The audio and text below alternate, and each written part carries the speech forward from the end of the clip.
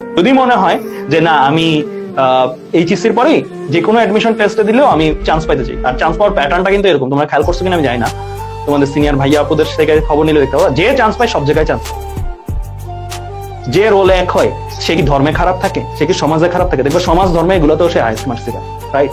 যে চান্স পায় সেরকম ভাবে সে সব জায়গায় চান্স পায়, এমন না যে সে মেডিকেলে পাইলো অমুক জায়গায় পাইলো না, ভার্সিটিতে পাইলো অমুক জায়গায় পাইলো না, এই জিনিসটা হয় না। এবার চান্স পাচ্ছে তো পাচ্ছি, আর যে চান্স পায় না আনফর্চুনেটলি সে কোনো জায়গায় পায়, খুবই কষ্ট হয় তার জন্য। সো আমরা তোমাদেরকে আসলে ওই ব্রিডটাই তৈরি করতে চাই, মানে ওই জাতটাই তোমরা, যে জাতটা আমরা তৈরি করতে চাই যে সব জায়গায় পরীক্ষা দিচ্ছ এন্ড চান্স হয়ে যাচ্ছে। আমি তোমাদেরকে কিছু এক্সাম্পল শেয়ার করি ভাইয়া। আমাদের যে এরকম আমার কাছে মেন্টরশিপে যারা ছিল ওই স্টুডেন্ট গুলোর মধ্যে আমরা মানে আমার মোটামুটি ওরা যে জায়গাগুলোতে পরীক্ষা দিচ্ছে আল্লাহর মধ্যে ওদের চান্স হয়ে যাচ্ছে। ইঞ্জিনিয়ারিং প্রিপারেশন হিসেবে বাট মেডিকেলের থার্ড মেডিকেল যেটা সোহরাওয়ার্দী মেডিকেল ওইখানেও চান্স হয়ে যাচ্ছে, এরকমও স্টুডেন্ট আছে। ইঞ্জিনিয়ারিং প্রিপারেশন নিচ্ছে ঢাকা মেডিকেলেও চান্স হয়ে যাচ্ছে, কারণ ওভারঅল তাদের পরিশ্রমের পরিমাণটাই ছিল বেশি পুরো এইচএসসি লাইফ জুড়ে। তো ওদের ওইভাবেই তৈরি করা হয়েছে, ওদেরকে এক জায়গায় চান্স পাওয়ার জন্য, ওদের সব জায়গায় ডমিনেট করার জন্য তৈরি করা হয়েছে। তো তোমরা ওই ক্যাটাগরিটা বিলং করো। সো আমি জানি না তোমাদের মধ্যে কয়জন শেষ পর্যন্ত টিকতে পারো, যেমন ফর এক্সাম্পল আজকাল লাইভের ক্লাসে শুরুতে কতজন ছিল, এখন কয়জন আছে, অনেকেই ঝরে পড়বে। ফার্স্ট সাইকেলে কয়জন ছিল, লাস্ট সাইকেলে কয়জন থাকবে, দেখবে অনেকেই ঝরে পড়বে, স্বাভাবিক, এটা আমরা জানি। তারপরেও আমরা এটা করি, কারণটা হচ্ছে যে এটা একটা স্যাটিসফ্যাকশনের জায়গা যে আমাদের স্টুডেন্টরা টপ 10-এ এততম হয়েছে বা এই ভালো রেজাল্ট করছে।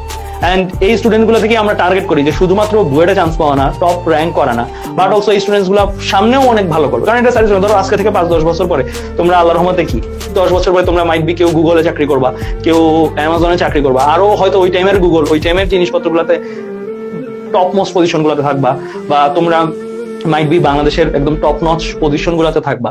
সো এইটা আমাদের একটা প্রাউডের জায়গা না, যে আমরা তখন তোমাদের কাছে যদি যাই বা পরিচয় দিই তোমাদের সাথে আমাদের একটা কমিউনিকেশন থাকবে, এটা ভাবতেই তো আমাদের ভালো লাগে।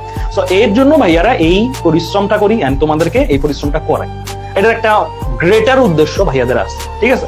সো ওইভাবে নিজেদেরকে নিবা, মানে তোমরা সবসময় ওইভাবে নিজেদেরকে নিবা যে মানে তোমার স্পেশাল কিছু করতে হবে, তুমি অর্ডিনারি ভাবে করলে হবে না। জাস্ট লাইক তোমার বন্ধু হয়তো মাইট বি এই টাইমে ঘুমাচ্ছে, তোমার বন্ধু হয়তো মাইট বি এই টাইমে চ্যাটিং করতেছে, তোমার বন্ধু হয়তো এই টাইমটাতে ইনস্টাগ্রাম বা টিকটক দেখতেছে।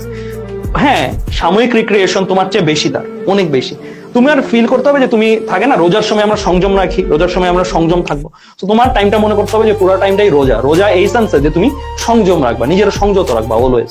এইচএসসি লাইফে আসো এন্ড তুমি একটা মিশনে আসো, তুমি এনজয় করবা, তুমি আরো বেশি এনজয় করো, সবার চেয়ে বেশি এনজয় করো, আমার চেয়ে বেশি, সবার চেয়ে বেশি এনজয় করো।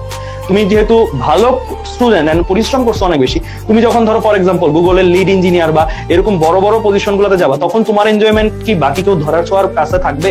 তখন কি আমরা বাকিরা কেউ কি তোমার ধরা ছোঁয়ার কাছে এনজয় করতে পারবো? বা তুমি যে পরিমাণের এনজয় করার সুযোগ স্কোপ সবকিছু তোমার কাছে আল্লাহ দিবে, সেটা কি বাকি কাউরে দিবে না? সো তোমরা ফিল করতেছো তুমি 2022-এর ওয়ার্ল্ডটা লিড করবা না, 2022-এর ওয়ার্ল্ডটা তোমার জন্য না, তোমার জন্য মাইট বি এর চেয়ে বেটার ওয়ার্ল্ড, যেটা হচ্ছে আরো ফিউচারিস্টিক, আরো ধরো অ্যাডভান্স টেকনোলজি আসছে, ওই ওয়ার্ল্ডটা তোমার জন্য। ওই ওয়ার্ল্ডে তুমি মার্সিডিজ চালাবা, ওই ওয়ার্ল্ডে তুমি টেসলা চালাবা। সো দ্যাটস ওয়াই তুমি বোর্ন করছো, দ্যাটস জন্ম নিছো, দ্যাটস ওয়াই তুমি পরিশ্রম করছো। এইভাবে যদি না নিতে পারো মোটিভেশনটা নিজের মধ্যে, তাহলে তোমার এই পরিশ্রমটা কখনোই অর্থিক লাগবে না।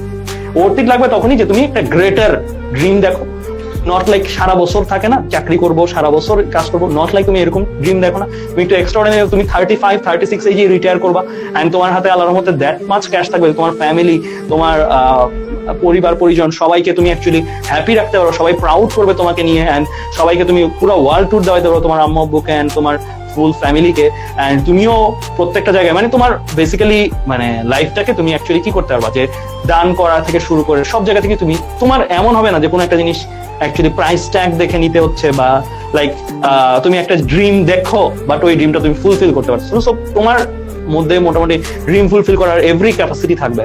সো ওইভাবে তুমি পরিশ্রম করতেছো, ওইভাবে তুমি গ্রো হতে চাচ্ছ। সো তোমার অবশ্যই অন্যান্যদের মতন রিক্রিয়েশন করলে হবে না, তাহলে তো সবাই ওই লাইফটা পেতো, সবাই তো ওই লাইফটা পায় না।